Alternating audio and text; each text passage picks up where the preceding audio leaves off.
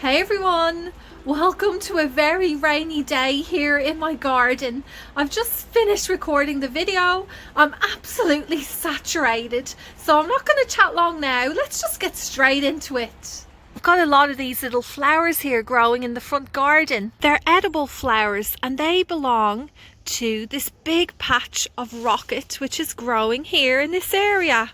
If rocket doesn't sound very familiar to you, maybe arugula will be, because that's one of the other names that this edible crop is called elsewhere in the world. It's grown for its foliage, which has a slight peppery flavour. This leafy green is so easy to grow, even for beginner gardeners, and it will save you heaps of money. Do you know, I'm still always surprised at how expensive rocket is to buy in the major supermarkets here. Like, if I was to go and buy all of the foliage that you see here, I would be broke. But all this cost me was a packet of seeds and a bit of time watering and amending the soil, and I'm rewarded with all of this. I sowed these seeds back in autumn time here in New South Wales, Australia. But if you're interested in growing rocket, you can sow some seeds now if you live in a similar climate to me. And you'll be able to harvest these in about 6 to 8 weeks and get a decent crop out of them before the weather warms up too much in late spring. Rocket makes a great addition to a mixed leaf salad, adding that peppery flavour just like the way nasturtium leaves would. Another idea would be to use these to make a rocket pesto. Now, my kids aren't too mad on it because it can be quite spicy. They prefer the more traditional basil type pesto, but it is worth giving it a go and seeing if you like it. Oh, I just spotted something over here. It's a dandelion seed head. So I guess the gardener in me is like, get rid of it, you don't want these seeds spreading everywhere. But the kid in me is like, blow it and make a wish. Do you know what? I'm gonna make a wish, because we all need some of them at the moment, don't we? Since I'm out here, I might as well give you a little bit of an update on this big garden bed that I have here, where I have loads of edibles growing. Firstly, I can't ignore this massive patch of Mizuna, which is a Japanese mustard green. I put about 4 or 5 plants in here, and look how much it's taken over the area. In fact, it's grown so much that it's starting to cover up my Elysium plants that I have here along the edge. There's another one there. So I think what I'll probably need to do now is harvest a whole load of this and probably give it away, because there's no way my family and I will be able to eat this much. Another vegetable that seems really happy here in this garden bed is the kohlrabis, and you can see they have grown quite a lot since I've shown you them last. In fact, I did notice that some of them are starting to really bulk up here now, and the bulbous base is really filling out nicely. So that's kind of exciting. It won't be long till I'll be harvesting these guys. I won't go through every single thing that I have growing in here, but I did want to take a quick look at the broad beans as well. Yes, I haven't tied them up yet. I don't know why I haven't done it. I guess I've been spending so much time sowing seeds. I haven't really...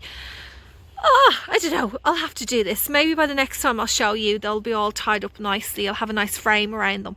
But yeah, let me quickly show you that some of them do have a bit of frost damage. We have had quite a lot of frost this week. Just the early mornings as usual. During the day, like, it's really warm. Sometimes it's in the early 20s. But you can see here, this one doesn't look the best.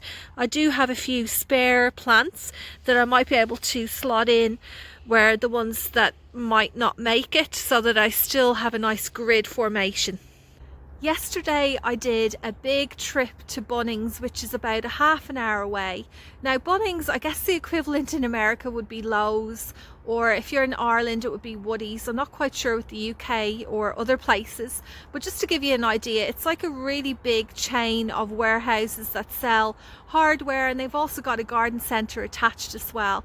And you know, this isn't something I'd really be thinking about, but I wanted to make sure this year that I have all my supplies ready for spring. Even though it's 4 weeks away now, 4 or 5 weeks away, we don't know where we're going to be then at that stage. So I just want to be prepared and have everything ready so that I don't have to travel very far from my area over the next few weeks. Amongst the items I purchased, I did pick up a few plants. Let me show you them now. Here's a campanula. I have tried growing these from seed before.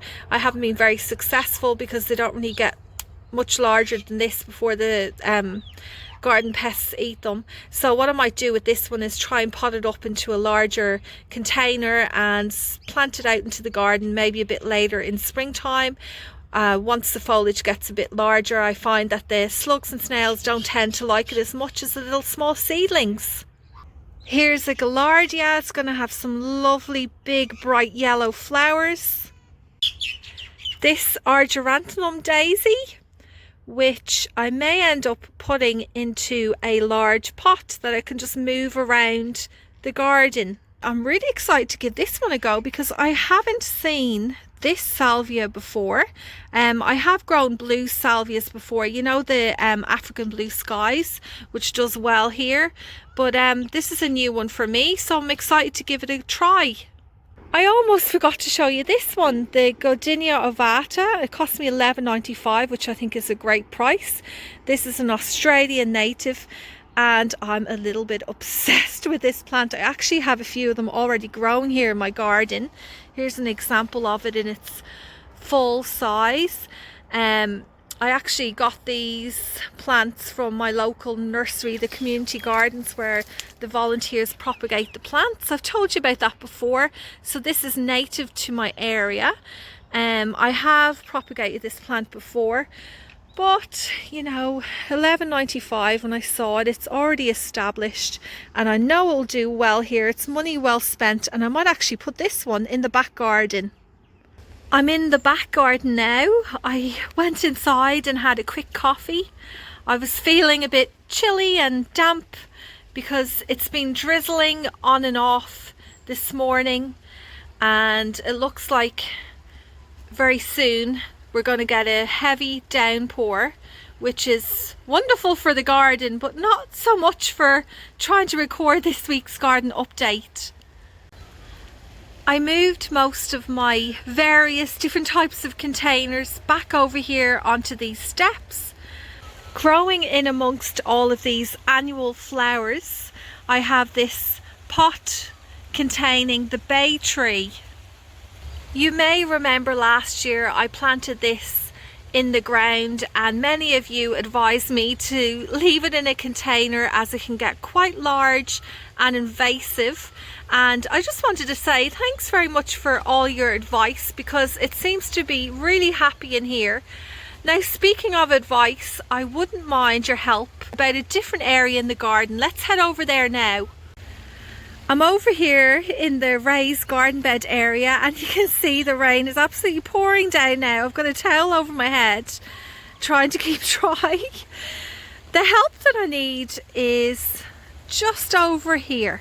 So you can see in the very back corner there's a big pile of you know, garden cuttings. It's one of my big compost piles, and beside that is a huge mess, which I had mentioned last week. I do have various big piles of bits and pieces like what you see here around the garden that I need to sort out.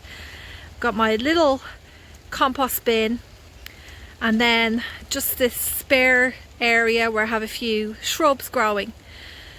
What I'm thinking for this summer, spring summer, is I might plant up this whole area with lots of different types of flowers like zinnias and sunflowers and globe amaranths.